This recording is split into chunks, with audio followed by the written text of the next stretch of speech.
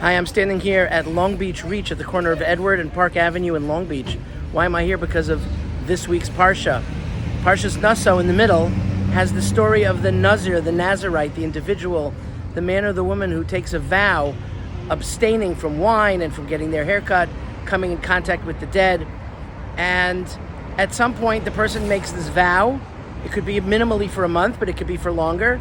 And then when they finish the vow of Nazirus, they have to bring a korban, and they bring the korbanos, and then they're done. And then they're no longer a Nazir, and they can drink the wine, come in contact with the dead, and cut their hair. But Rabbi Akiva Eger points out something very interesting. Once they bring the korban, the Torah still calls them a Nazir. You think they're done. They're finished with the Nazirus. They're finished, right? If you're completed the treatment, you're no longer a patient, perhaps. So why are they still called a Nazir, even though they have brought the korbanos and they've completed their term and they've completed the vow?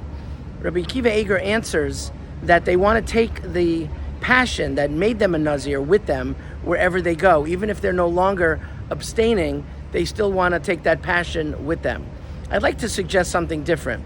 Perhaps the person that makes that vow, that goes all the way to the end of in extremes, is somebody that has a challenge, like perhaps addiction. Why would somebody say, I no longer want to touch wine? Maybe because they have an alcoholic problem, an intoxication problem, that if they take a little, they'll end up taking a lot. And they have an addiction. And therefore, if you ask somebody about their drinking, they might say, I'm 10 years without touching a drink, but I'm still an alcoholic.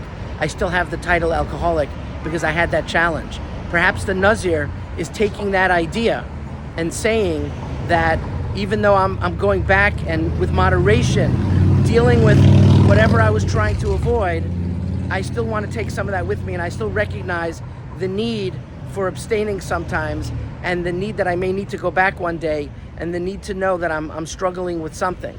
There's a debate in the Talmud if the Nazir is something that we should ascribe to, something that we should want to do. Because he or she brings a sin offering, some would say that it is not something that most people should do. We don't believe in extremes like that. On the other hand, there are opinions that say, no, this is a proper behavior. The Ramban is of the opinion that we should look very positively towards the Nazir for going to this extreme and understanding their challenges. The main thing is for us to understand what we need, and whether we need to completely abstain from something or deal with it with moderation. Those are things that we should understand and appreciate the plight of the Nazir. Have a beautiful, beautiful Shabbos.